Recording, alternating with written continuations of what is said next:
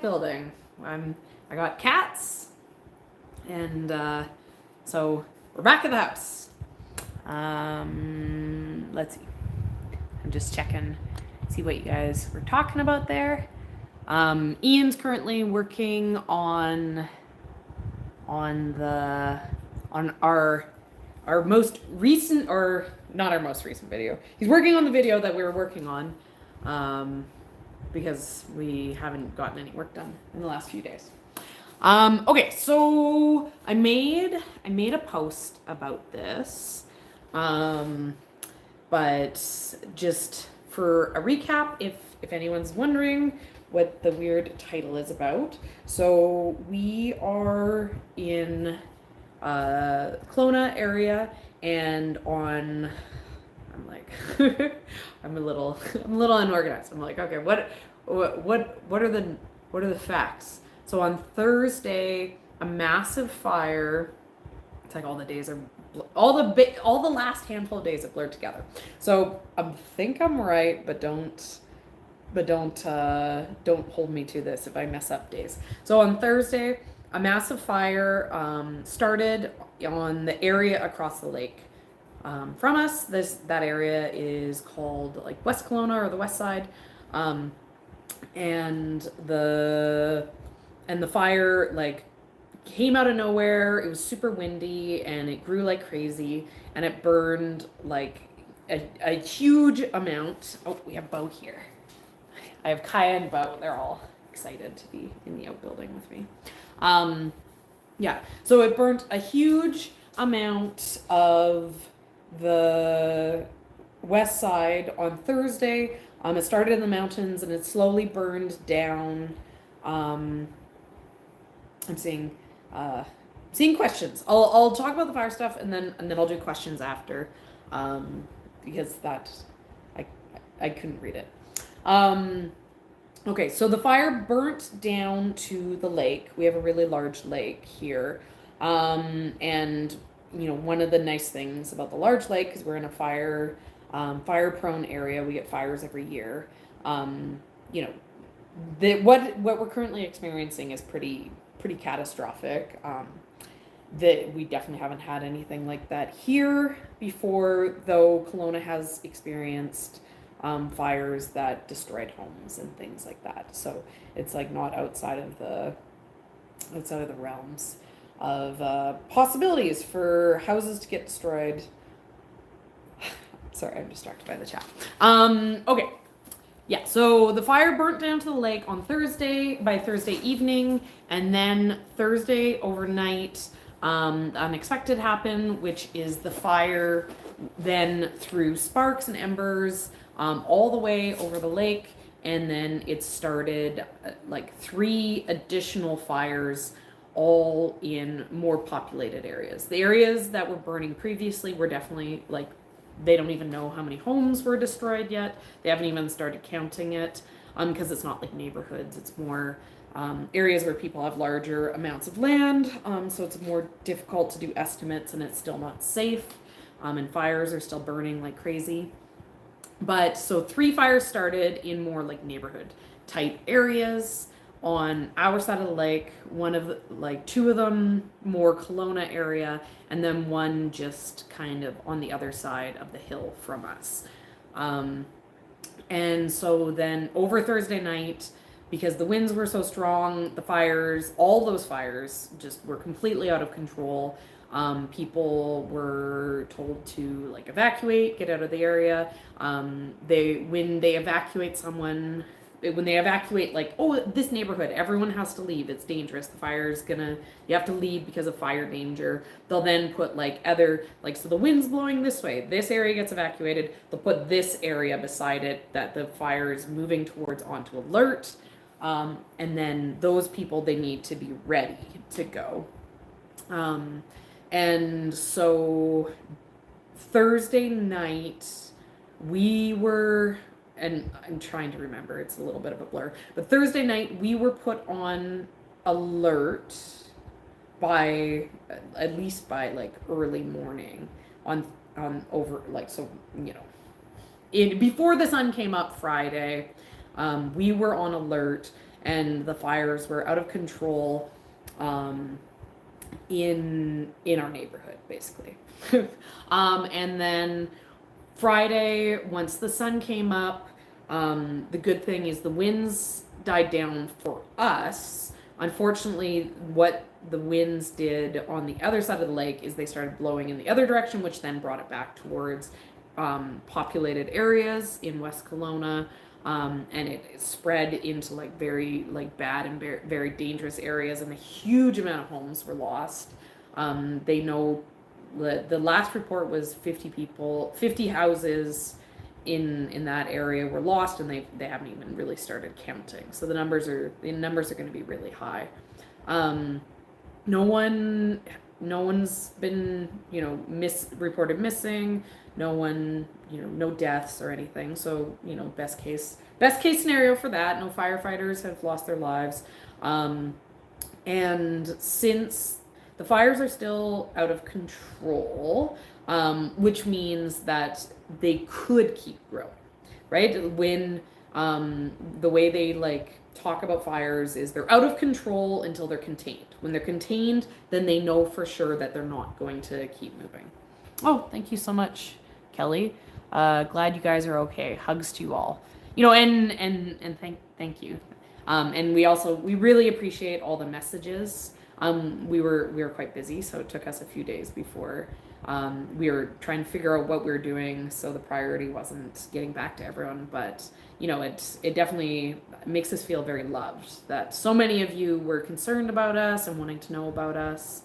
But yeah.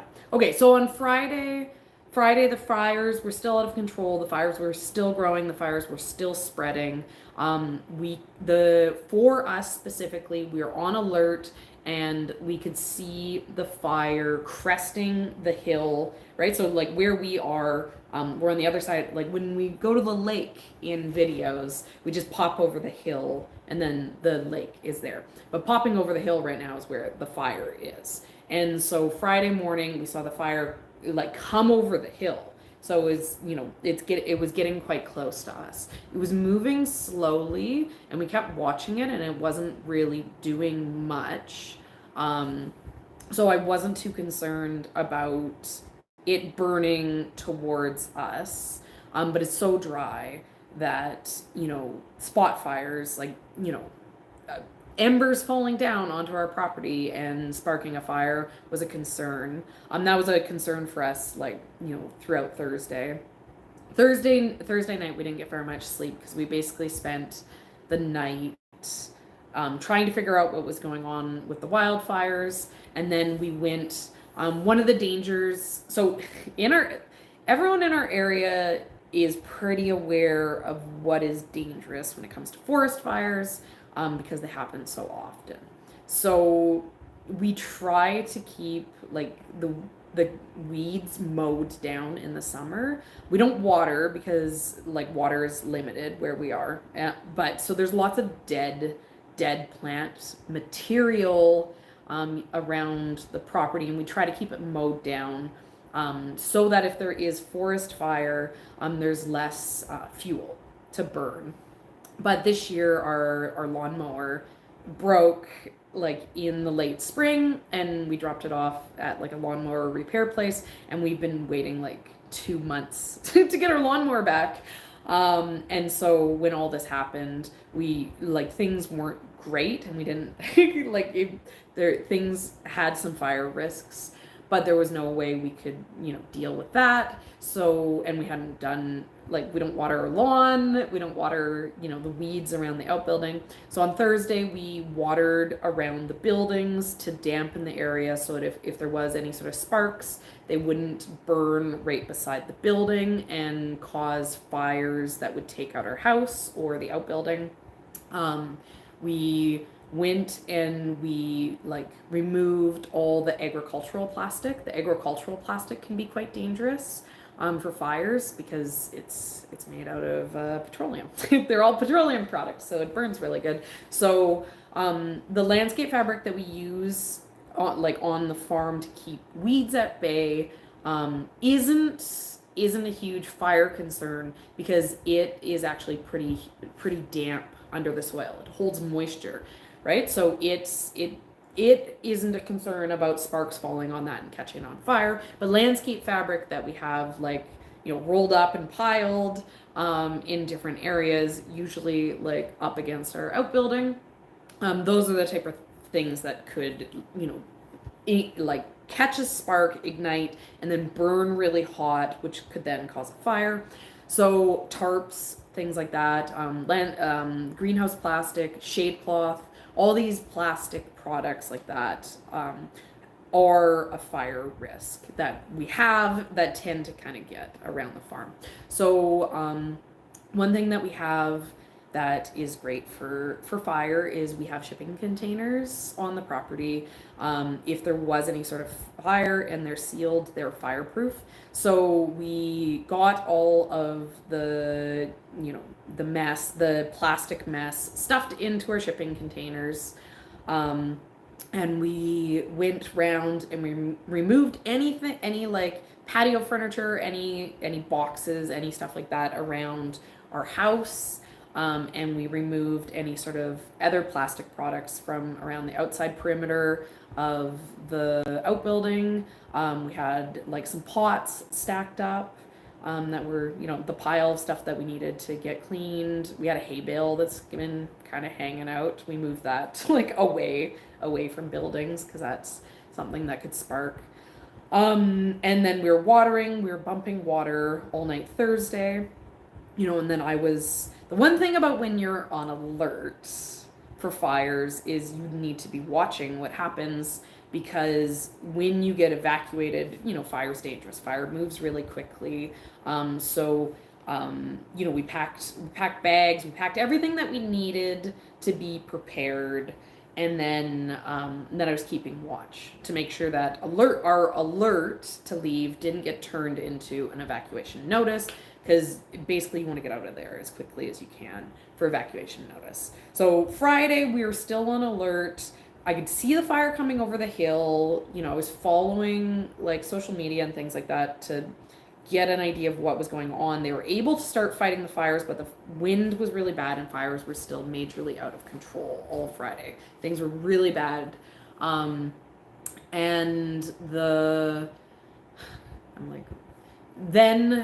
So the fires, the problem with where we are is that there is a so one of the reasons why like evacuations happen sometimes is because of like movement, right? So if you're in an area where there's like only one road in and out, and that road is looking to be potentially threatened, they will evacuate people because here comes Ian. They'll evacuate people because you need to have the roads to get out. And so where we are in the lake country, where the fire was, it had already shut down one of the ways to get from lake country into Kelowna, and the only way left was to get to lake country to Kelowna, which is like where my parents live. There was one bottleneck point on the highway, and the fires were blowing towards the highways. So we didn't have to leave, but I was getting concerned that if we didn't leave, we might not be able to go into Kelowna. And when you evacuate, you want to take all your animals with you because you're not coming back. and also there might be a fire and your animals might die. So we have 5 cats right now. So that's a lot of cats to land on people with. So I have a grandma in Vernon, but it's a lot more difficult to roll in with my young kids and my 5 cats on her than it is onto my parents in Kelowna. So we ended up leaving Friday midday, just to be out of the area, just, better safe than sorry type thing. So, we didn't have to worry that if we went from evacuation alert into evacuation notice that we'd have to be out in minutes. We kind of instead took hours to get out. And then so I said in the post that Ian stayed at the house while me and the cats and the kids were at my parents' house. But Ian was actually with us. One of the things that everyone in Kelowna knows, because we've all done this fire thing before, is one of the dangers of evacuation is there tends to be looting that happens during forest fires in these empty areas. So we didn't want to publicly post that we weren't at our home because it is a real risk that people might take that information and take advantage of it. So until today, like for the weekend, basically, we stayed at my parents' house with the cats. And we are back now. We're still on alert. The fires still aren't contained, but the weather has, Saturday, Sunday, and today, the weather has been great for firefighting efforts. And Hillary's supposed to help us out. Hurricane Hillary. Oh, yeah.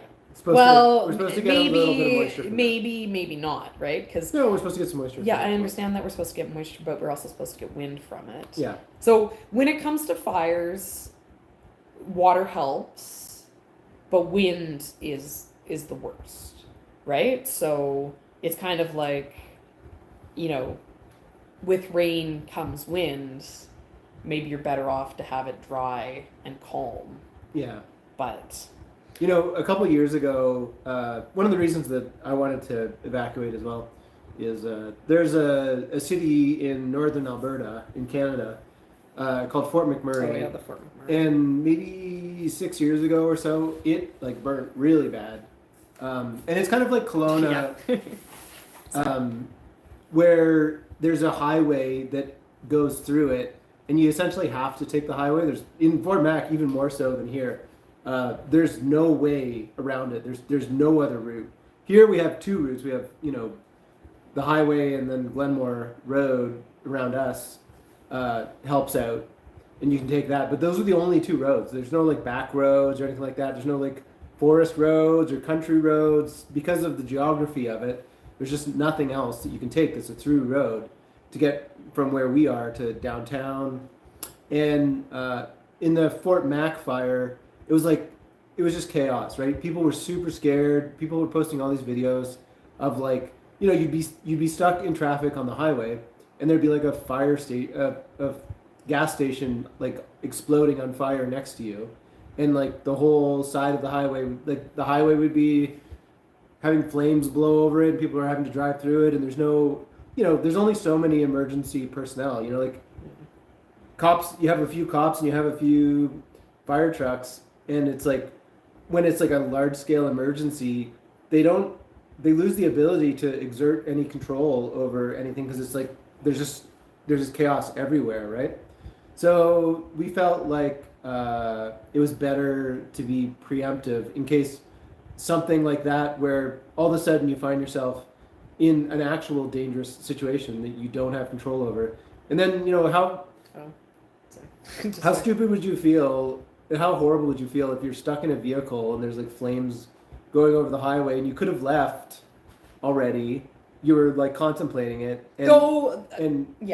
Though for us, right, if it was we didn't leave and there was any sort of concern that fire would be moving towards the highway, even even before it got to that point, we just wouldn't have risked it, right? We would have gone to Vernon. Yeah. But right? I'm just saying, once fire starts spreading too, it's everything is dry here, right? Everything's so dry. Yeah, it moves fast. We always talk about it being dry here, and it's really hard to express, but we realize that it's not always just the rainfall that makes it dry, but it's the complete lack of humidity that's here that makes things really, really dry, So you could be we get similar amounts of rainfall, but it's but do you have almost no humidity in the air? That, because that lack of humidity means that any moisture that is there just gets sucked out. Yeah, it gets pulled into the air. And then the wind blows it away, right? So we're really dry here. We're in a valley, so it's got a big watershed that fills the lake, so we have access to fresh water, but it's not enough to change the humidity of the air, and so it was just better to be safe than sorry, and it was like it's I wasn't really worried about the fire getting to us, but when the winds were going crazy, we were worried that there was going to be like an ember come and start a fire somewhere here. Like, it's insane the size of the pieces of wood that the fire lifts up. The biggest one that we saw, we saw one, and it was like it was 20 big. inches. They had it on a scale. Somebody from our it community, weighed almost it weighed 6.5 ounces or something. 6.5 ounce piece of wood that was 20 inches long, and that got lifted by the heat of the fire and then dropped down into someone's yard. Yeah, think about that. Like completely unaerodynamic, just like a piece of wood, and it got like lifted and brought into somebody's yard, and we're just covered in like chunks of ash, all kind of like like some are like that. The big ones are kind of like that, pieces of oh really? Wood. You found stuff that big? Yeah, there's stuff like that. Okay. And then there's other things that are like like twigs or branches with like lots of them, pine needles. Well, lots of like moss, ones that had the moss on it, and then the moss is like a parachute to like lift it up.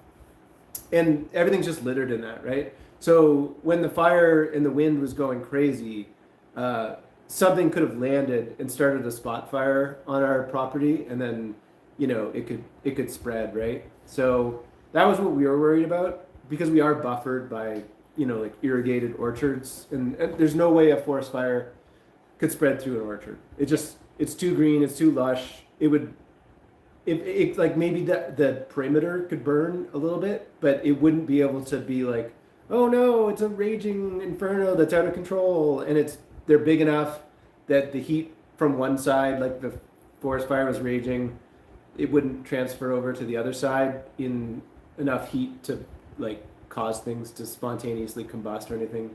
But and like, because we had to decide, are we going to stay and watch to make sure that any of these spot fires happen on our property, or are we going to leave so that we can be comfortably away without having to worry about making less than ideal traveling choices. And for me, I was comfortable with leaving, because these large pieces that we were finding on our property weren't embers, right? So an ember is like a burning piece of wood, and everything that we were finding, even though it was like large chunks and had burnt, it was like a coal. They weren't hot, right? It was large chunks of ash falling, not burning matter. And honestly, I said this to Ian, and I don't know if he agrees, but I was saying to him, I was like, we're probably at the absolute safest time to leave our farm for not having to worry about spot fires, because there's so many fire services very, very actively keeping an eye on the entire area, because we're in this alert area where they're literally patrolling for spot fires. We're less likely to have a spot fire during this than we are just every day that a fire could start on someone could flick a cigarette butt into the dead grass field below us and run up the hill into our yard. So, so I felt fairly safe from spot fires happening, just because everyone was being so vigilant. The kids are good. One of the things, they're a bit scared the morning when it was like, when you gotta see fire. Yeah, you got to go pack. We might be evacuating, and then when we decided to evacuate, they're like, "Oh, is the house gonna burn down?" And it's like, no, probably not. Like we're probably okay. But there are people who are gonna lose their houses, right? Yeah, Speaking of the kids, probably in the hundreds is the numbers of houses that are probably going to be said to be gone by the time it's all done. And the saddest part is that while this was happening in our community, 2 hours up the road. So size and like scale and farm position context. So The West Side fire is 11,000 hectares, and Ian gave me a really good because I was like, because they converted into square kilometers, and I was like, oh my god, that's so big, and he's like, yeah, like 11,000 hectares is the exact same number, and I was like, I don't know what a hectare is, but for context for all of you guys like me who don't know what a hectare is, our farm is a hectare. So the fire. What was the hectares? Do you remember, Ian? Like 200 hectares is For ours? Is ours? Something. I don't remember. Yeah, something like that. Yeah. So ours is like 200 hectares. And so there's there's ours, which like the Lake Country one. There's 2 in Kelowna, and they're kind of all in, like around 200 hectare size. But they're right in between. Like they're surrounded by neighborhoods, the houses, and then on the other side of the lake is the fire that started all of these spot fires. Because these fires started on our side of the lake because of embers blowing across the lake from this other fire, and that fire is like 11,000. 11,000 hectares. Yeah, but the thing that I was gonna say is. The one up in Salmon Arm. Salmon Arm is 41,000 hectares. That's what it was yesterday.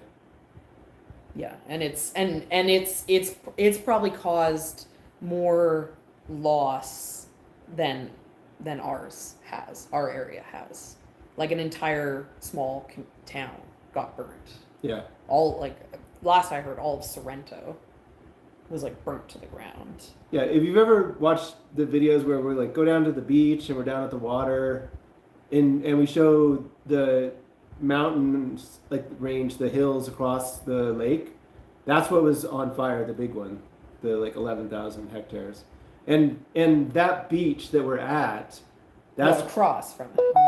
Yeah, across the you see across the lake. That's where like the big fire was that started all these other fires. And that beach that we're at, it has a bunch of houses down there, and some of those houses were lost. On the other side of this fire that's close to us. I think they said there's only a few houses that have been lost. Yeah, but they also said that they're not fully counted and stuff. Yeah, and so for context of where our farm is to the nearest fire, it's 2 blocks. But I mean, like that sounds horrifying. But it's like industrial blocks. It's like big orchard blocks. So I don't know, what would meters be? Like how many meters do you think? Well, a meter is over 3 feet. No, I mean how far to the hill? It's burning. Well, I was gonna show it. So I got this. I know, but it doesn't give context of how close or how far it is, right? Well, it's within visual range. But it's like less than a kilometer. Yeah. Right? So you have to move your face. I don't know if you can see the plane dropping the retardant. That's just out of our window in front of our place. To give you context. Yeah. So like less than a kilometer from our house, right? Yeah. And a kilometer is That's what I 1,000 meters. Yeah. Which is pretty similar to a yard. And 2.2 kilometers in a mile. Yeah. So a kilometer is just under half a mile. And then the fire. So the fire where we are, there's like, here's our farm. This is like the ridge where it burnt up and over. So we're fairly that's where we're talking about that. But the fire actually curved around, and we're actually equally. Like we're fairly close to so the fire is now like kind of this shaped to context of our hand. No. Right? So like over here is also fire, but we're not. No, after. I said after, okay? Guess what? The collar that I made for Nugget fits him perfectly, and he doesn't care about it. Oh, perfect. This was the smoke. I don't. You have to get your face out to get it to focus. No, This was the smoke from the day before. This was just from the other side of the lake. This was the fire on the other side of the lake and the smoke coming from it. And then the day after that is when the fire jumped the lake and came over to us. And it was really windy. So The wind's like the I'm devastating. wearing my new shoes. Oh, those look good. But maybe you They do look should good. put socks Okay, on. but when not you wear in them. here right now, please. Okay. Okay. Yeah, sure. That's fine. He's dressed. Look, Sam got a Sam haircut. got a haircut. We took the kids to the mall. Wait. Oh. Oh yeah. He got a faux hawk. So Wait. he begged us to get him a bowl cut. A little while ago. A while ago. And he had the perfect hair for it. And then he was really bummed because we didn't use a bowl to cut his bowl cut. But then everyone made fun of us for him having a bowl cut. But he wanted it and he liked it. I think it looked good on him. Yeah. And then he said he wanted we were at the mall and I was like, oh, we could get you a haircut. And he said he wanted a mohawk and we said no mohawk. And I was like, but there's this haircut style that used to be popular called a faux hawk and you could get that. And then we found a 2003 David Beckham picture and we were like, cut it like this. And so looks pretty good. Yep, it looks good.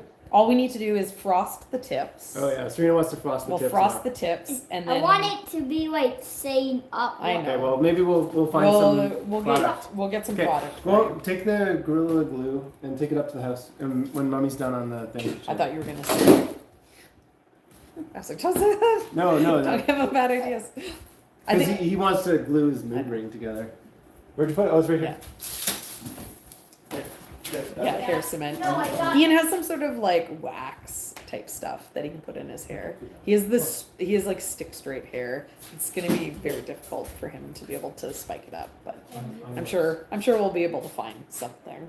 And then I'll come up So and he's very happy. He's very. Are you I'm gonna go going? up to the sleep bag. Okay. Yeah. So I don't know. Have we I guess okay, so we've answered I told about what happened. Oh, here, I'm gonna just talk quickly Yeah. about video schedules. So we were getting close to finishing a vlog that we were gonna release right before the fire started. So I'm working on it now. I'm hoping that there's a chance I can get it done by the end of the night tonight. But yeah, I think there might be a chance because I'll do the kids. yeah, but then we're gonna put an ad on it. We're gonna put Squarespace. I don't know, maybe. So it might be it might be a few days till it gets released, and then we basically just lost it was poof 4 days of our life disappeared, and so now it's we got to get back on schedule. But we're also limited in what we can do because we can't just hang outside in the smoke. I know I haven't talked about the smoke yet. Yeah, we should show outside at some point. It just looks. It doesn't look like anything. Yeah, it just right? looks gray. So we're then we're gonna have a video that's gonna be it was it was supposed to be a vlog a harvest vlog, and then it turned into this fire. I don't even know experience. what we filmed because we were so busy. Well, I know.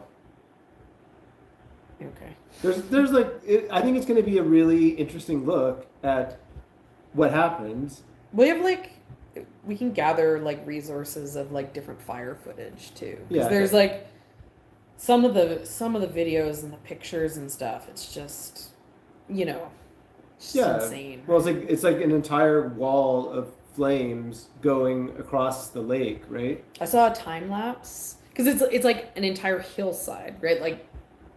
But it's a hillside that goes down 11,000 hectares. that goes down to a lake, so you can see the whole thing. Yeah, and I saw this one, and it was a time lapse, and it came over. It was a 3-hour time lapse. It came over, and it burnt all the way to the lake, and it was just because the thing about it was at night, and so you see the front of the fire, but after it burns, it's dark, right? At night you don't see anything, and it just waved through and went out because it hit the lake.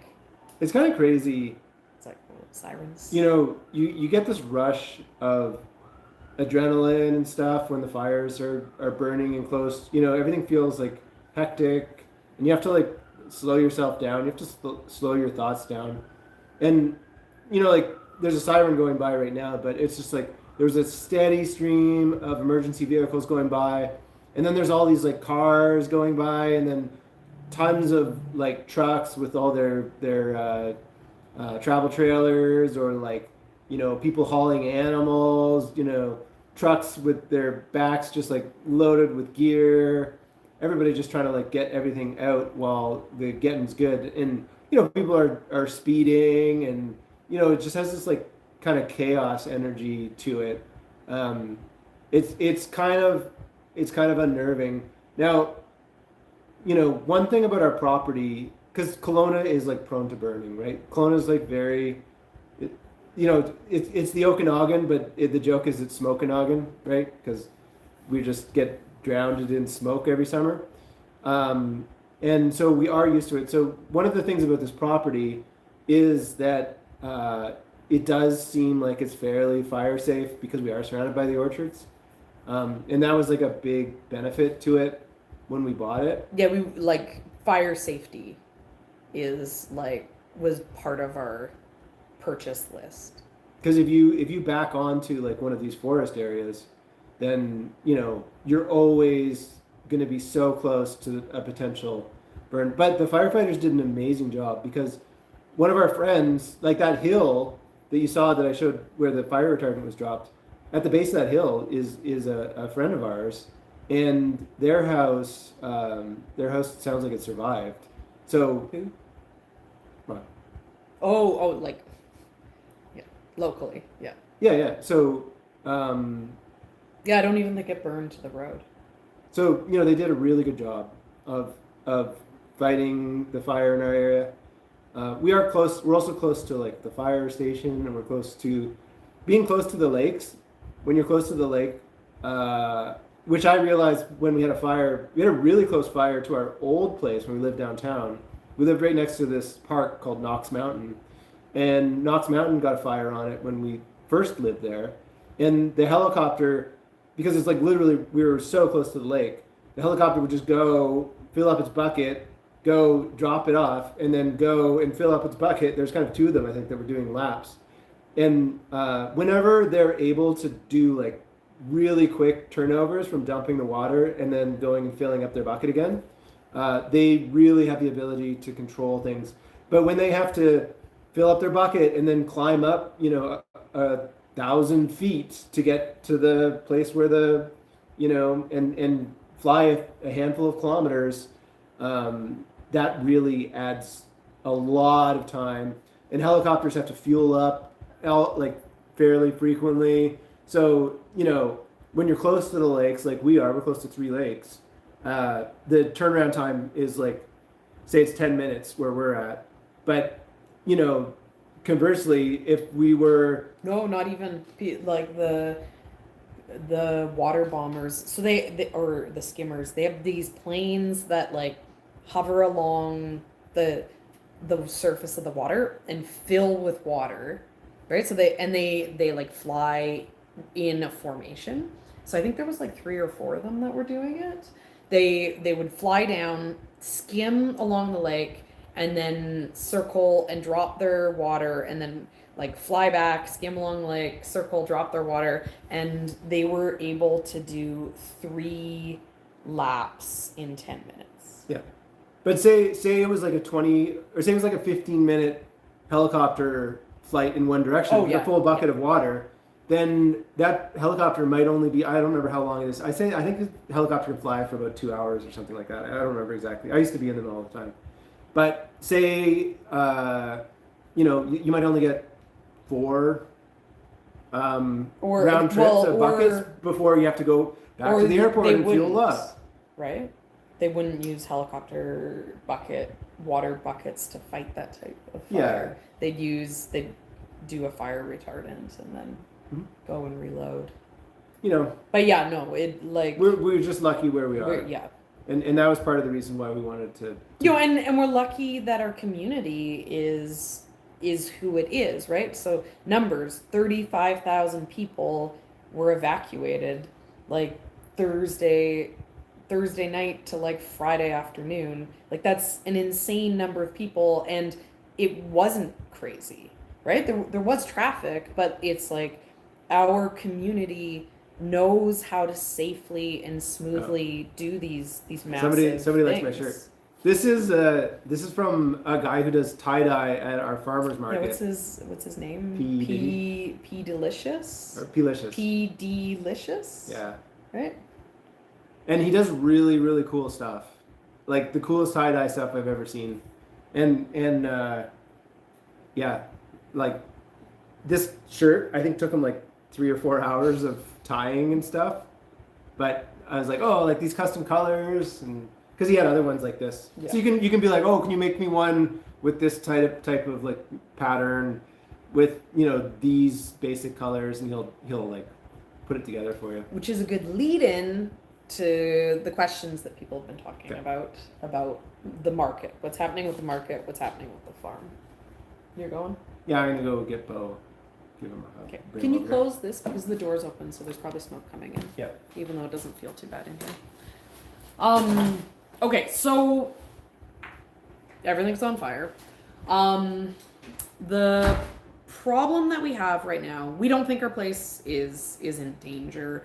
We wouldn't be surprised if the alert is going to get lifted like pretty soon off of our property. You know, if things go well over the next couple days, they might even be starting allowing people back into the evacuation areas. Oh, thanks so much, Amber. Where I grew up on the Gulf, it was hurricanes instead of fires. Glad you all are cautious and thoughtful.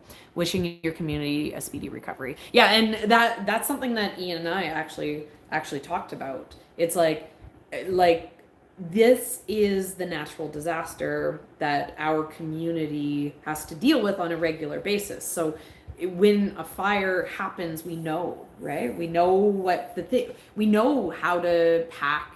Oh, make sure to pack your essentials and prepare when there's fire in the area. Because if you have to evacuate quickly. Think about where the fire is in relation to your road evacuation route. You know, all these like things that aren't so obvious the first time you go to do these things are not mentally burdening because we know what to do. But if we had a hurricane that we were dealing with, right? Because Ian and I were saying this, we're like, if it was a hurricane, we wouldn't know what to do. You know, because like, you know, we've been thinking lots about California, right? And it's like, you know, you don't know what are those things that are obvious for people who have to deal with these same things regularly. I'm like, there's all these weird noises happening outside, but we're hopefully getting a storm. Okay, so what we're dealing with right now. So what we're dealing with right now is a problem, even though it's not fire, which is the air quality in Kelowna is like insane. It's like the farm shut down. So the farmers market got shut down on Saturday, not necessarily because I don't know why they shut it down. It could have been that they just didn't have enough vendors. It could have been that they didn't want people like traveling. They shut it down last minute. Our farmers market is pretty good about staying open no matter what. But yeah, so on Friday, our dump caught on fire, which is like worst case scenario for air quality. There's forest fire, which is like poison, and then there's dump fire, which is like double poison. So right now we're currently dealing with triple poison because we have dump fire and forest fire everywhere, always. And then our valley, the way our valley works is our air quality is always really poor because there's these systems that push down on the valley and holds all the pollution in. And so when this happens, when there's fires, it's like we have a lid on top of us. And so it's like there's a forest fire, but there's a lid on holding all the smoke in, and it's just building and building and building. Bo's here. He's coming to rub. So I'm obsessive about the air quality because we have to deal with smoke every year because it always gets trapped in the valley. Even if the fire could be like 8 hours away, blow into our valley, get trapped in the valley, and then just keep building up, and then we get bad air quality. And then because I have to work outside and because I know that we are going to have bad air quality for for long periods of time in the summer. You know, I'm very careful, so I obsessively track air quality in the same way I also obsessively track the weather. And yesterday I saw air quality numbers that were like 700. Like, I think it's like an API system is what it's called. And the numbers, like the highest numbers I'd ever seen before were like high 400s, low 500s. And I was seeing like 600s, 700s, these numbers that I'm like, I didn't even know that was possible. I figured that the air quality thing would have, like, that they probably maxed out at 500. It's like, how are they even still capable of reading it when it's this bad? And the other thing about the air quality is, so when there's these forest fires, the reason why I'm obsessive about tracking the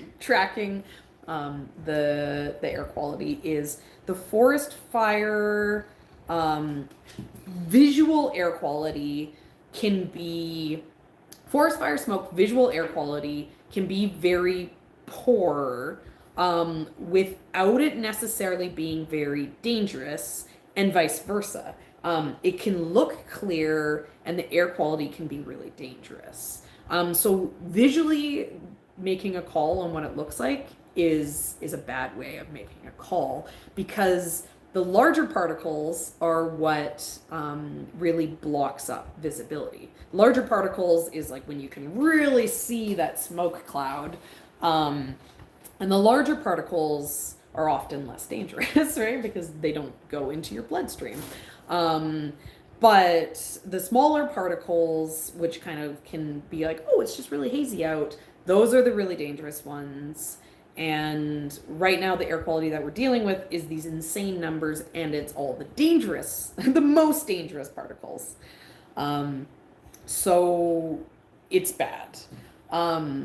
We, like, all of the Okanagan is sold out of, like, in a minute, we sold out of every single air purifier in the entire valley, because everyone is like, oh my god, I'm literally dying. We went to the mall yesterday because my son is like 1,000% energy, and we'd been cooped up in my parents' house where, you know, he can't like jump and smash in quite the same way as he can at our house. And inside the mall was like smoky and the air quality was so bad. I was wearing my mask and I was like, we have to go. I can't, like, I'm literally dying. Like the numbers that were happening yesterday are like, you're getting brain damage being outside. That's how crazy the air quality is. Like, I feel like so bad. Like, so much gratitude for all the emergency service workers who are like out there, like doing physical work in it, like nonstop. But because the air is so bad, I'm like, no, we're not working. It's like there's 1 week of money. There's no money. That's like, there's no money I can make in this week that is worth how much of my life will be lost being outside. We have a ton of air purifiers from, you know, over the past years of having to deal with the smoke. So even though our house is 120 years old and it's not very airtight, we have enough air purifiers to keep everything like clean and clear. I'm here right now in my outbuilding space because we also have an air purifier for the outbuilding space. You know, because we are prepared. But to walk down to here, like the 1 minute walk from my house to the building, I wore one of my N95 masks, and I'll be putting it back on before I open the door again. You know, I wouldn't be surprised if the air quality in our house with our air purifiers going, even though it feels good, could still potentially be dangerous because it's so bad. But yeah, so where the farm is for now, I think we're safe. Like, I don't think the fires are going to get picked up. I think they're going to be fighting them actively for the next week. They're going to be slowly getting them contained. Forest fires don't get put out. Forest fires burn for a long time because they burn down. They burn down, they burn under the ground, and there also is like there's only so much that they can do, right? At a certain point, it's kind of like it's not going anywhere. It just has to smolder its way till it's done. Like the fires, once they're contained, they'll kind of be like, don't go in there. It's a bad area. But yeah, it's probably going to be like a month, best case scenario. We don't get, so Kelowna doesn't get rain, period, the end. Our annual average precipitation is 13 inches a year. And the majority of that falls in June, and that also includes like snow, right? that isn't just rain. So we usually don't get rain in September, and then we start to get a little bit of rain. We get like, it rains once a week in October before it then maybe starts to snow in November, but even the snow doesn't really add up to much. But yeah, so I don't think the fires are going anywhere. Once the air quality should improve, it's better today. There's no 700s today. We're comfortably sitting in the 400 range today, which I'm very thankful. I'm very thankful it's not 700, but 400 is like don't go outside still. For context for you guys, I start wearing my mask outside when we hit 150, and at 250, I try not to work outside, just for context for what those numbers are. So we're not working this week on the farm. The farm looks pretty good though. I looked at it today. I did like a 5 minutes outside mask on adventure. One of the things that fire does to flower farms or like being near a fire does to flower farms is all the ash and all the soot from the fires that's in the sky falls down onto the flowers, and it makes all the flowers dirty, and then they're ugly and dirty, and sometimes that soot is kind of like it's really sticky, really greasy almost, and it won't wash off the flowers. So I was expecting the flowers to look really bad. And kind of my canary in the coal mine for ash is my white cosmos. And I was looking at them and they look fine. I think we weren't here, so we hadn't turned off our farm irrigation. And I think there's a chance that maybe last night irrigation ran, and like basically washed all the ash off. But like, so that's good for me. Everything's blooming. I don't want to go out there and pick it. I don't really want to open our stand necessarily either until like the alert is lifted. Whoa, thunder, like directly over top of me. There's thunder. But yeah, so I don't know. Things are gonna be set back from not getting picked. Oh, someone's saying it's raining in Lake Country. So that thundercloud is coming with rain. That's good. That makes me happy. Yeah. So I don't know. I don't know where the farm's at. I wouldn't be surprised if the Kelowna Farmers Market is open back up again on Saturday. It might even open for Wednesday. I haven't seen anything saying that it was canceled. They have what's the word for it? Essential services status. The farmers market during COVID fought to be recognized as an essential service because they are a source of food for the community. So like they try to stay open like if they can. But yeah, we won't go there. Someone's saying, does the school open back next week like normal? So for us, back to school, we still have 2 more weeks. We have all of this week and all of next week before school starts for our school. district. That's the word.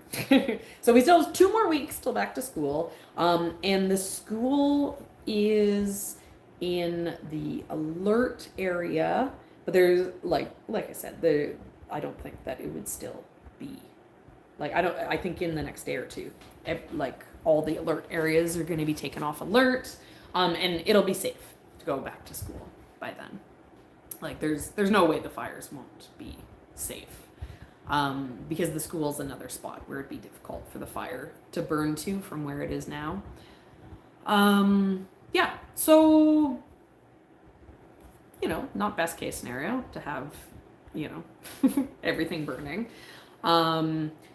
Not the best case scenario to have the air be so toxic that you can't go outside. But, it's like, it's at this point, it's not a priority, right? To me, it's like, okay, celebrate. No one died in the fires, right? We're nearing the end of the summer. So, worst case scenario, it's a month before we get the weather that always clears things up for us. And, we have been incredibly lucky. We nothing but gratitude. So we're safe. The cats are safe. The farm is safe. And,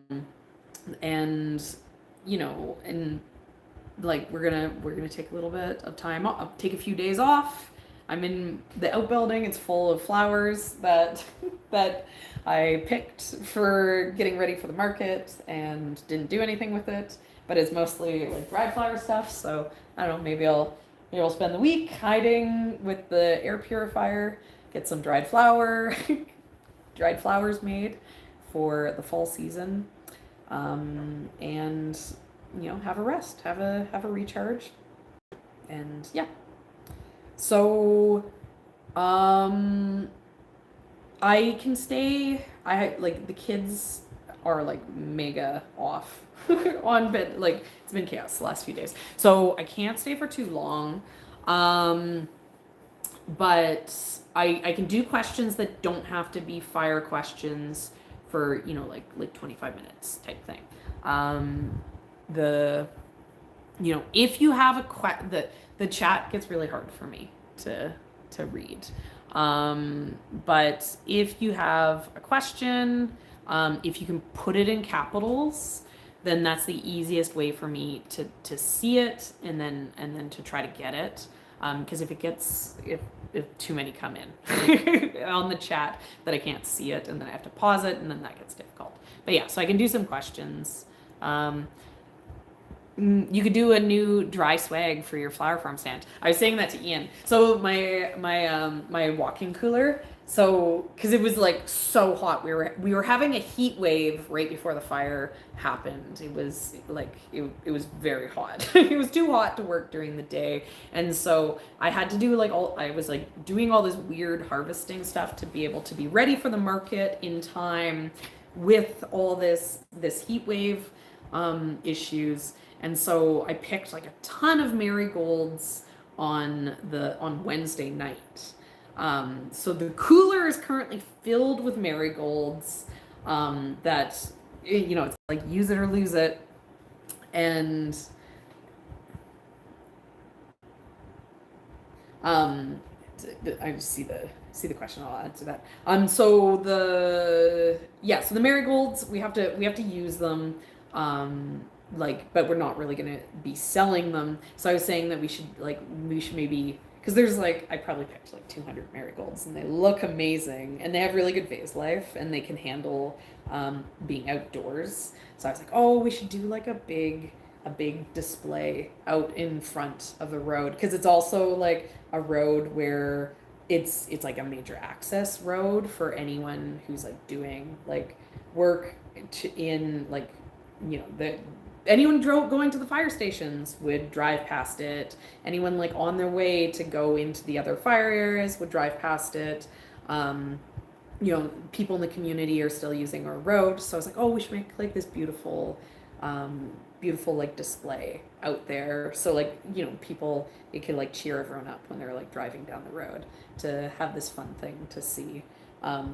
Because if not, they're just gonna have to get put into the compost. But yeah, updating the dried flower swag, because that's been on the list of things that need to happen, and it just hasn't happened. Okay, so Nellie, the people who work for me. Nellie lives in the area. She's also on alert, but she's safe. I talked to her yesterday. We talked together. I gave her the option. I was like, you could like come hide in the air purified room and do dried flowers, or we can just like shut the farm down. Don't worry about it. And so, she's taken the week off because I don't want her outside in the smoke either. But yeah, her family's safe. No problems. She's at home. She has some young kids, and she was saying that they're a little nervous. This is the first time. She's German. They've been in Canada for like 2 years now, I think. But so this is kind of like her kids' kind of first exposure to like forest fire, whereas like my kids, like they grew up like every year there's forest fires. It's like, oh yeah, the smoke again from forest fires because all of BC burns every year. So I think it's a little bit less scary than it was for her kids. So she's staying close to them. They're gonna have like a week of family time, but they're healthy, they're happy. Yeah, let's see. Have you purchased your fall planted bulbs yet? Anything you're excited about? This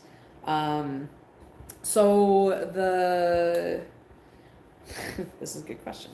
Channel name, farm name. So with flower farms, how purchasing works is you almost have to do your purchasing like a year ahead. So the time that you order spring bulbs is when the spring bulbs are blooming. So I actually bought my tulips in April, and that was kind of bad. I should have bought them in March. And I was thinking about this because I was like, did we miss emails? Because I'll probably start hearing about it.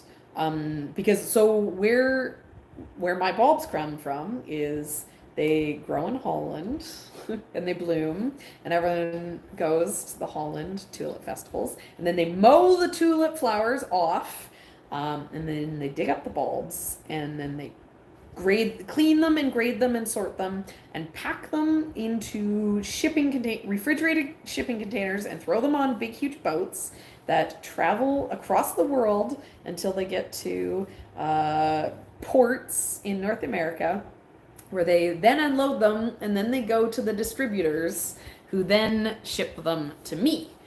So we don't actually get them until in the fall. And I don't think they're in yet. I think they kind of start coming in like September, October. So we will get ours in October. And when I get them, because there is some really good stuff in there, I'll do a big unboxing video where I'll talk about the different varieties. I feel like I got my tulips like pretty nailed in.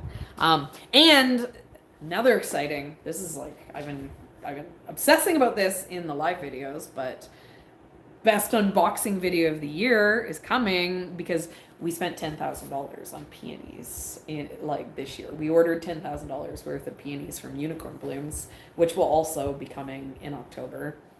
And that is exciting because when we bought $1,500 worth last year, they were so beautiful. The plants were so nice. So I'm really excited. And the summer has melted my brain, so I can't even remember what I bought. So when they show up, I'll get to be like, oh. So lots of good stuff coming. And then I was thinking I need to start thinking about I need to order now for other people who are flower farmers. It's a good time now to order your plants for the spring. So I need to be thinking about ordering my Lisianthus plugs type stuff. I need to be thinking about ordering my perennials that get planted out in the spring. And then it's not a bad idea to start thinking about buying seeds too for the new coming year. So yeah, gotta shop way ahead of when you need it. Okay, let's see. How do you dry amaranth? Mine looked like a dead bunch of amaranth. So I dry everything like this. I bunch it up. And like I have a bunch of. I bunch it up, put elastic around it, and then, pro tip. I didn't do this at first, but as soon as I did this, I was like, I'm a genius. When I put the elastic on, I put this little, I own like 300 clothespins. So I put this on so then I can clamp it. So they're all clamped onto my wire rack, but I have a string that's, here, I'll show you guys. I have a string that runs, it's like airplane cable. So I have like the entire perimeter of the outbuilding done up with a cord that goes all around so that I have spots to dry stuff, and then you hang it upside down to dry. And then when it's completely dry, and the trick for getting good color on your dried product is to dry things quickly. And the trick to drying things quickly is not having a lot of humidity, which I just magically have from living here. But if you're in a high humidity area, you may want to run a dehumidifier in the space where you do your drying of your dried flowers. And then once they're dry, which can take like 2 weeks to a month type thing, you want them completely dry. Then at that point they're stiff, they're not gonna droop, and you can take them and use them for whatever you're gonna use them for. I'm seeing if I have any amaranth hovering around me.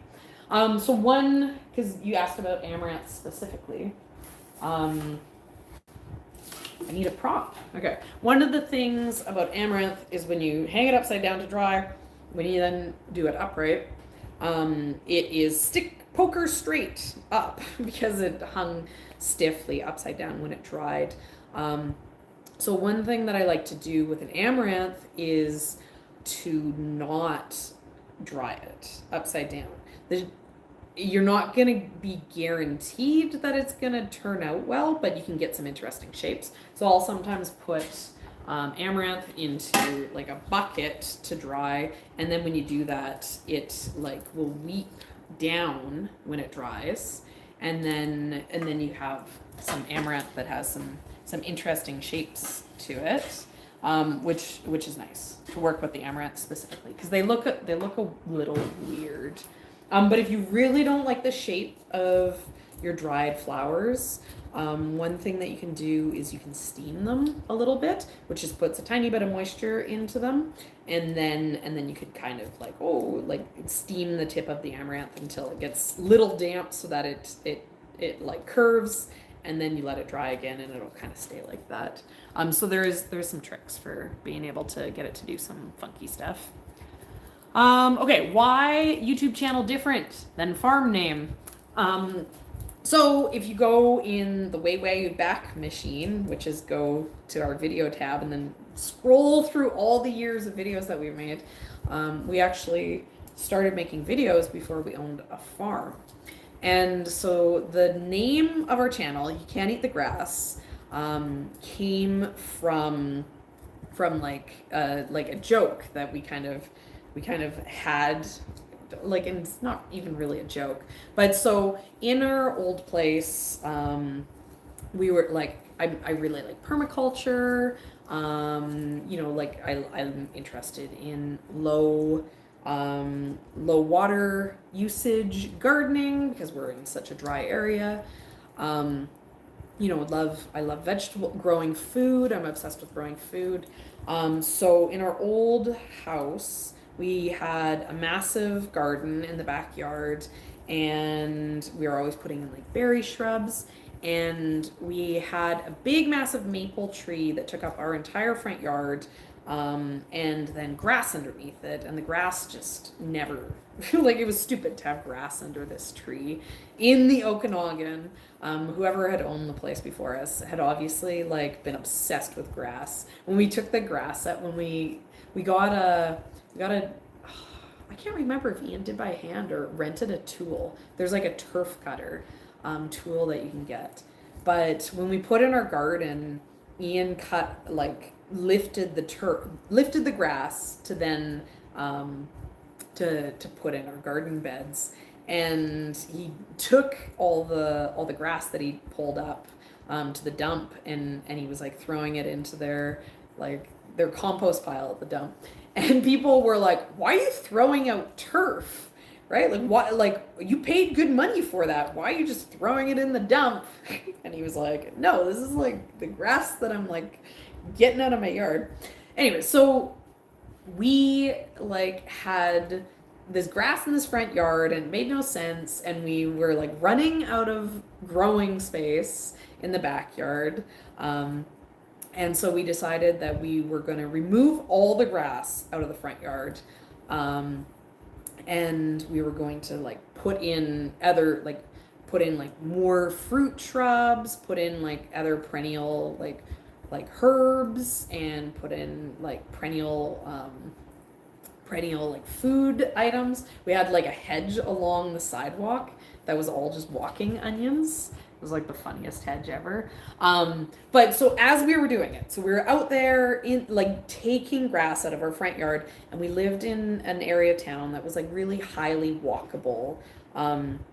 So there was like people would always be walking their dogs by and chatting with us. And as Ian was like ripping the grass out of the front, everyone would stop and be like, why are you getting rid of your grass? And we would say to them, well, you can't eat the grass, so it's gotta go. We gotta get this grass out of here so that we can put in more gardens. And they'd all be like, ha ha ha ha, okay, front yard garden. But so, it kind of stuck, right? Like why are we doing what we're doing? Oh, well, because you can't eat the grass. You gotta put in vegetable gardens because you can't eat the grass. So that's where the name came from. But when we bought the house here and we moved here, you can't eat the grass is kind of an awkward farm name. And so we didn't really want to call ourselves that as the farm. And what we wanted to do instead was to have the farm, because from the beginning the plan was we wanted to build up on farm sales. So we wanted the farm name to be locational, and we didn't want the farm to be a name that kind of like narrowed in what we were doing. Like in hindsight, I probably wouldn't have named the farm Red Roof. We named it Red Roof because the house has a red roof, and everyone would be like, "Oh, you bought that house with the red roof." So the red roof is like a big locational identifier for us. Because when we were like, "Oh, we're Red Roof Family Farm," people would be like, "Oh, that house with the red roof? Oh, okay, I know where you are." I probably would, going back, I'd name the farm something with like our name in it, right? Like Serina Gardens, or like, something like that. But there also was nothing obvious for that because Ian and I don't have the same last name. So it's not like we could call it like, oh, one of our last names and have it be name, like, so like family names were difficult for that. So yeah, Red Roof Family Farm. It was Red Roof Family Farm because there is a Red Roof Farm in the Maritimes somewhere. And so we couldn't buy redrooffarm.ca. So we had to be Red Roof Family Farm. But yeah, so that's where the name comes from. Let's see.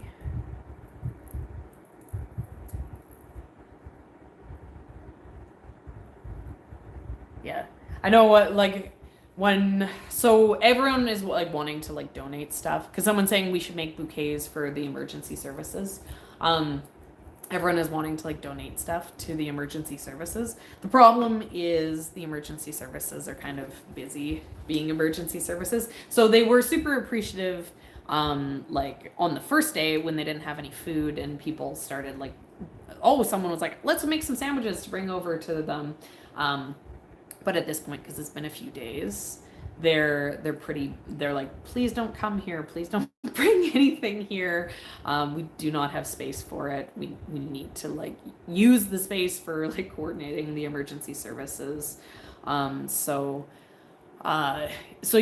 like, even though there is maybe they would appreciate having some flowers, something to cheer them up, I don't want to bog them down with unneeded things right now. Our food, the local food bank is becoming like a donation coordinating site. And so I could put some stuff together to bring over there. It's kind of like, no one wants just marigolds. So if I brought marigolds over there, they're not like, they wouldn't necessarily be a super useful donation. So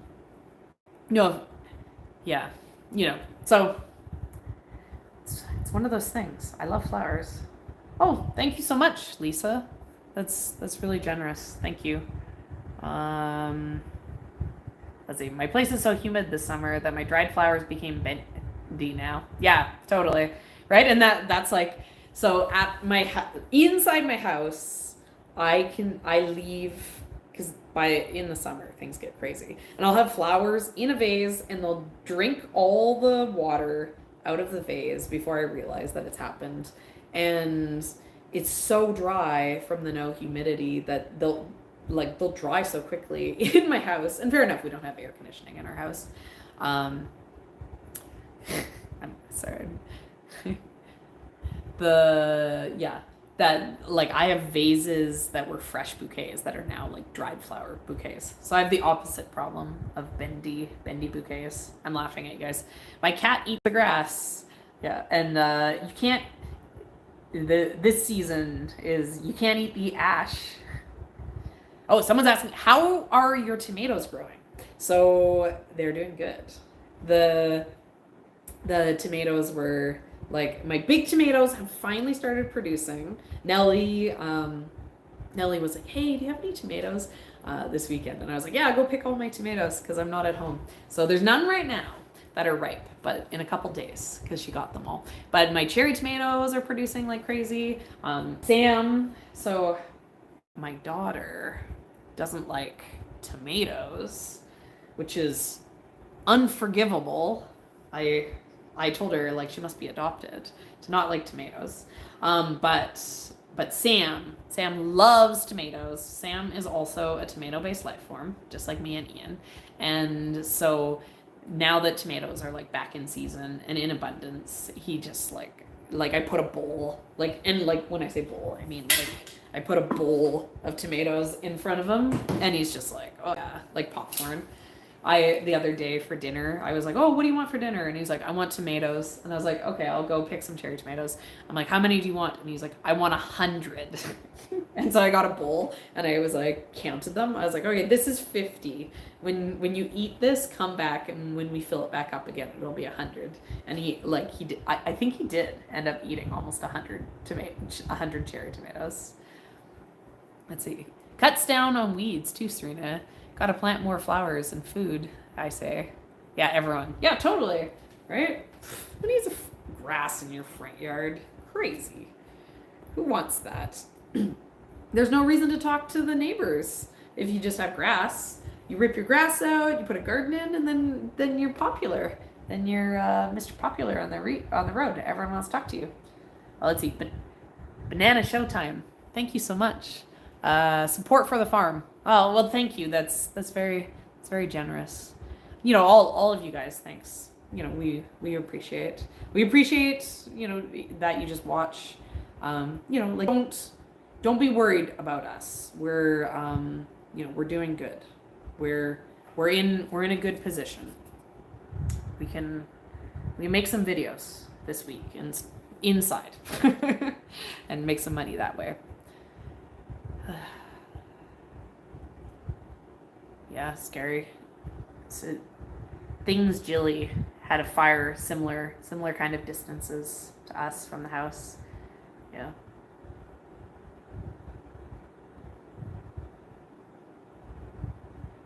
Oh, why don't we have the same last name? Because my name is awesome.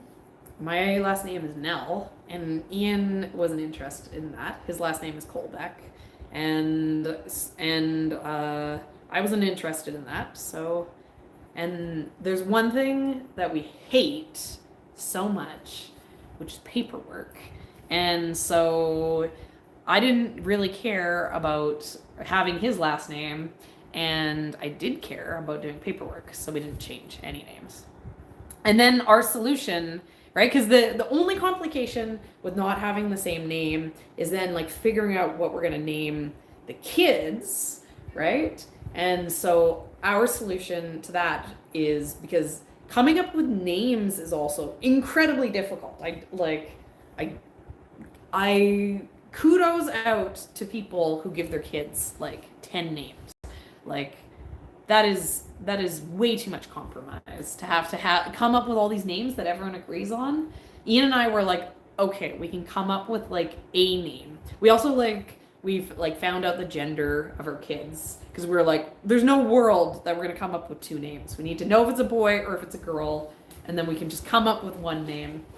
And then for what we did for last names is they have Ian's last name, and then they have my last name as their middle name.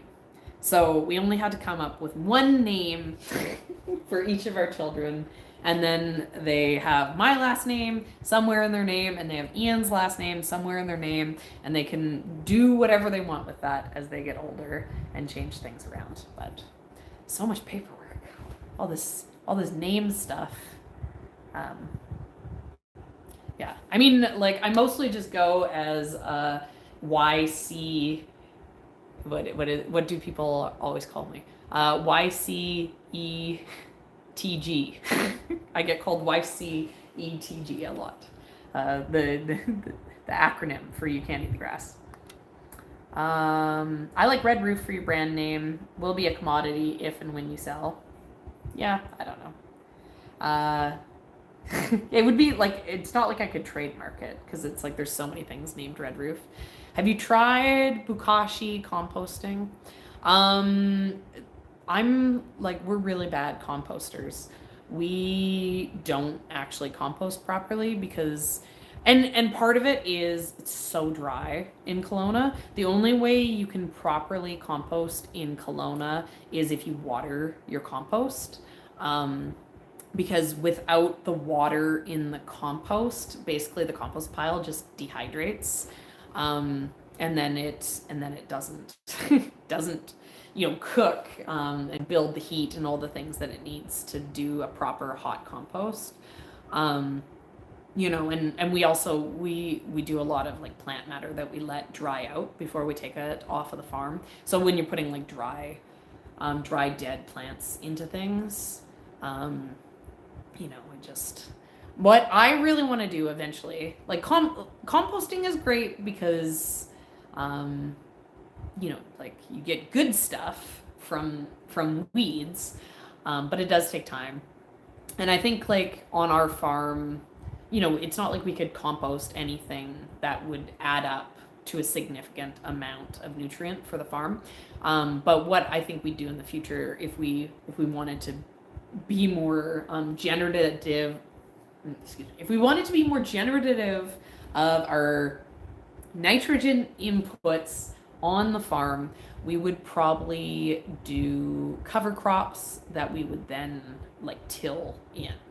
So we would grow stuff like buckwheat that would then mow down and then till directly into the soil, rather than doing a compost, because that would be just a lot easier for us to manage. So no, I haven't tried Bukashi composting.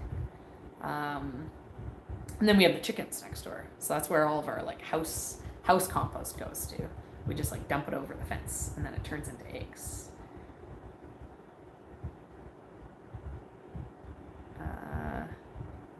Tomatoes should like the ash. Yeah. Oh, Ian's. Ian knows. Ian's like, hey. Ian's in the chat, telling me to scroll through the chat. Are you planting greens for the fall for yourself? I was thinking about it. Yeah, I was thinking about maybe doing that, but time is running out and I'm very busy.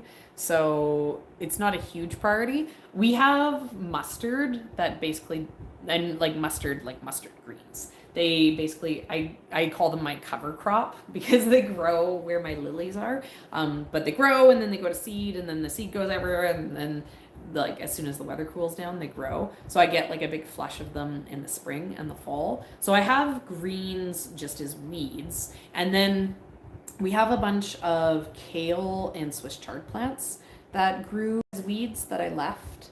So I actually have a pretty good collection of fall greens.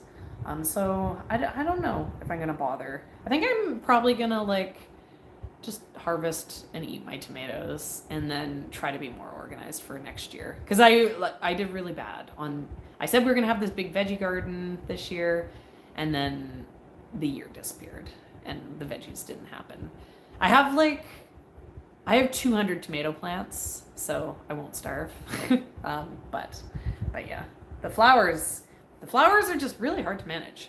Let's see, which Rudbeckias are perennial in your zone? I planted some Prairie Sun last year and they didn't come back, but about 50% of Sahara did. Yeah, and I have the same experience. I like the prairie, like they disappear really fast. Some of my Sahara came back, but yeah, so a lot of the Rudbeckia for me is borderline. Most of them are supposed to be good to zone 5, and I am a zone 5, but our winters don't have snow, and I think the lack of snow means that some of the zone 5 stuff just doesn't survive when it normally would. So, but honestly, at this point, I think I'm only gonna do Indian summer. My issue I have with Rudbeckia is the only one that I can consistently get to hydrate is Indian summer. All of the rest of them like will occasionally fail on me at like 30 hours and it's caused an issue, too many issues for me because it gets popped into bouquets and then they go down to the market, you know, and then Ian gets them to the market and he's like, these are dead flowers. And then he's like, they look bad and they make the bouquet look bad. And I'm always like, just take it out of the bouquet, right? Like the Rudbeckia, we price at such a low price that he can safely like remove a Rudbeckia from the bouquet and still have it basically be at its price point. But they look bad, right? And so I don't want anything that is potentially going to people's homes and coming and not looking perfect for them. So because the Rudbeckia is just, it's too risky for me, and the value of the flower is so low that it's just not good. So only Indian summer, about 50% of it dies on me every year. So what I do is I have a bed of it, and when the spring comes around, I grow like a tray or two of the Indian summer, and then I go through and I see what has died over the winter, and I remove the plants, the dead plants, and I stick a plug in, and then they kind of maintain that way. Because the Indian summer Rudbeckia too are supposed to, they kind of fizzle out and disappear after 3 years. Even like they're a short-lived perennial, so they don't last anyways, even if they survive. So. Let's see, overwinter peppers. Yeah, so I can overwinter peppers. I'm distracted by Ian. I'm trying to get to the end of this chat. Yeah, cover crops. Okay, I know where I'm at. Oh, Leah has the recorder. Oh no. Ian's in the chat saying that Leah's driving them all crazy with the recorder.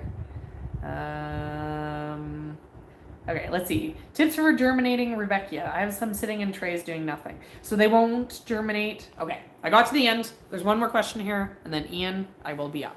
Okay, so Rudbeckia won't germinate in the heat. It needs cool weather to germinate. So if you have it and it's sitting there and it's not germinating, then my guess is it probably has too much heat. So if you're doing it in the spring, don't do it on a heat mat.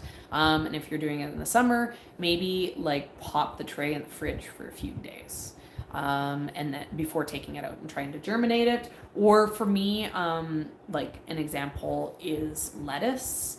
Lettuce wouldn't germinate in the summer here for me. So instead of germinating my trays outside, I would bring my trays into an air-conditioned room and I would germinate them in the air conditioning. And then once the seeds are up and growing, then I could put them outside and force them to suffer.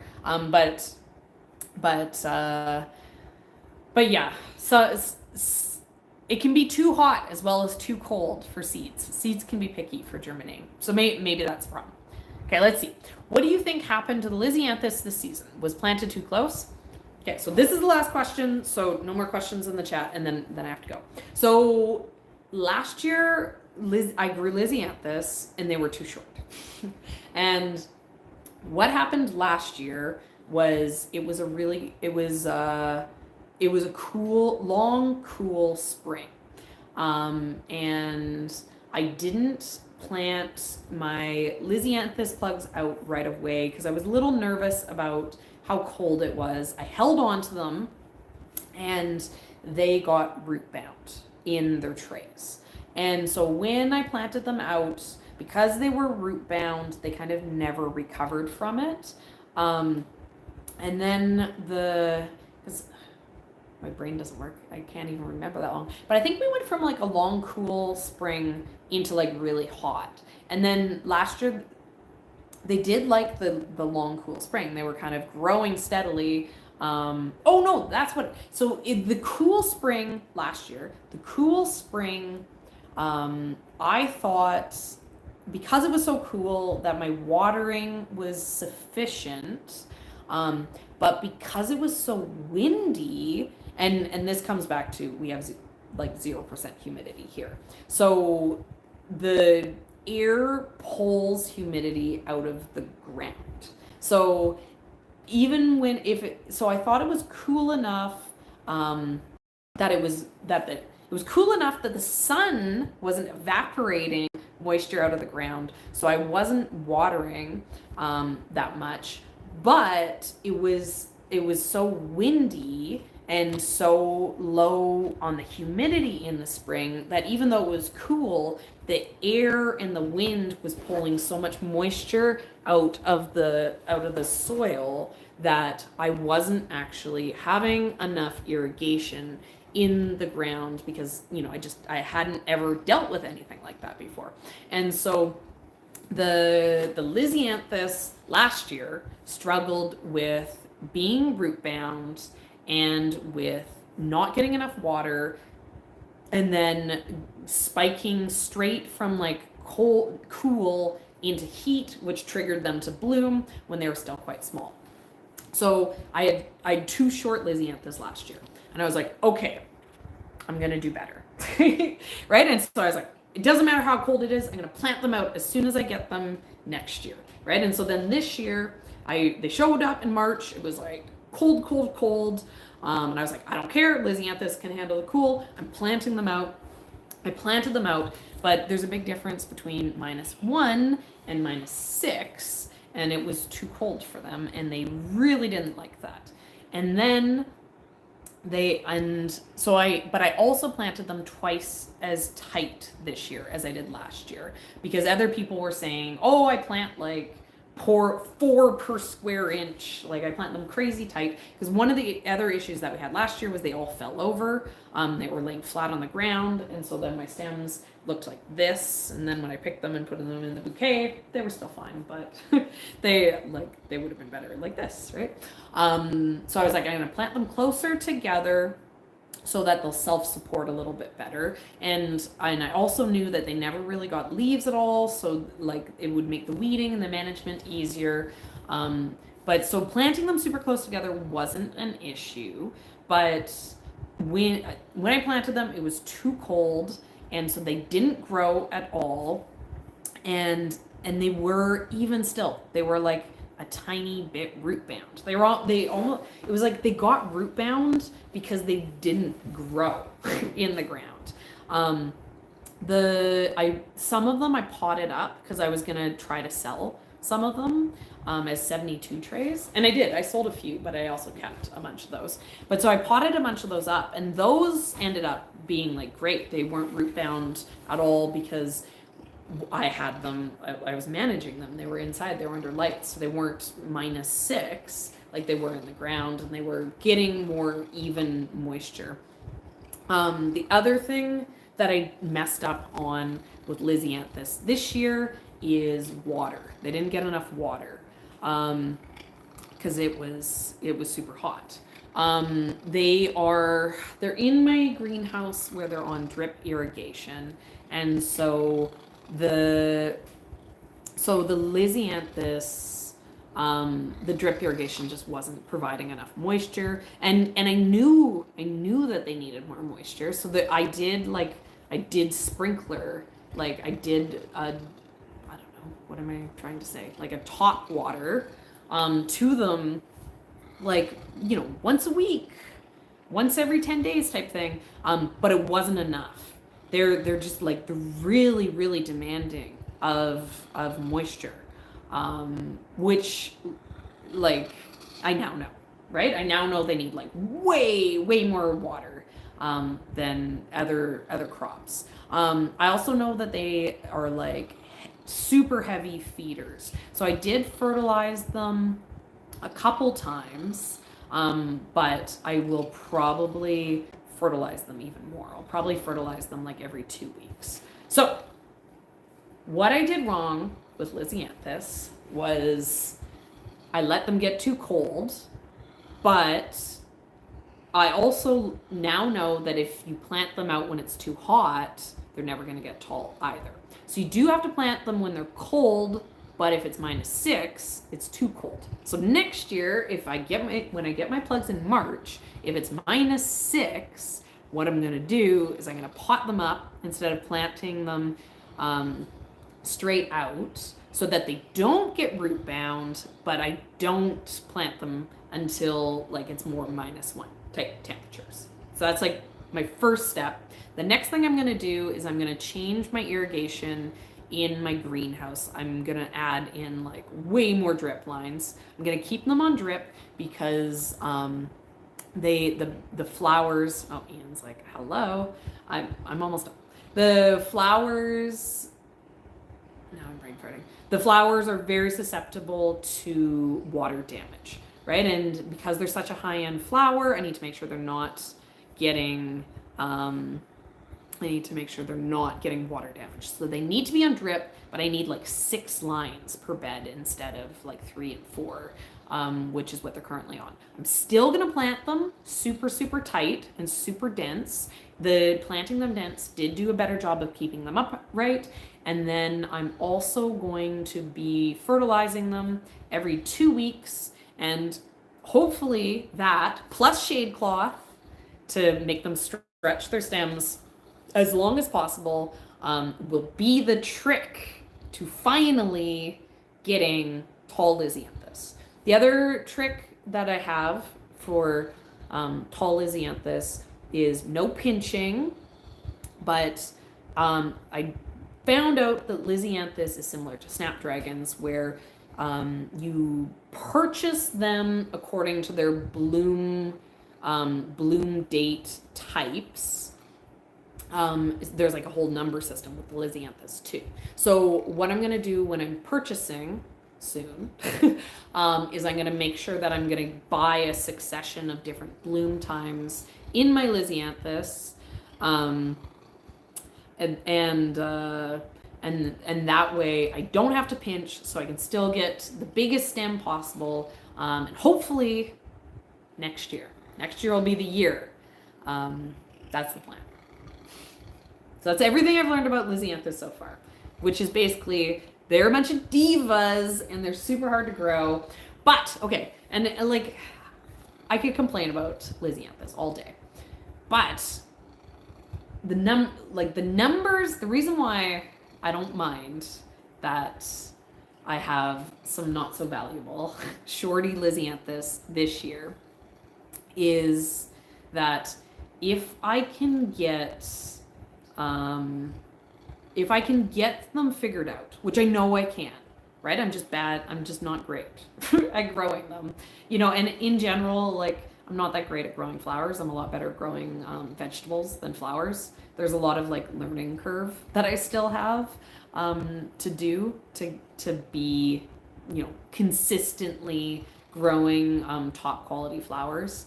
But once I get Lisianthus figured out, and I feel like next year, I have the skill to like be getting close to figuring it out, and like I should have them dialed in, growing, thousands of them every year by like in a few years. And once I do, they're gonna end up being one of my most profitable crops.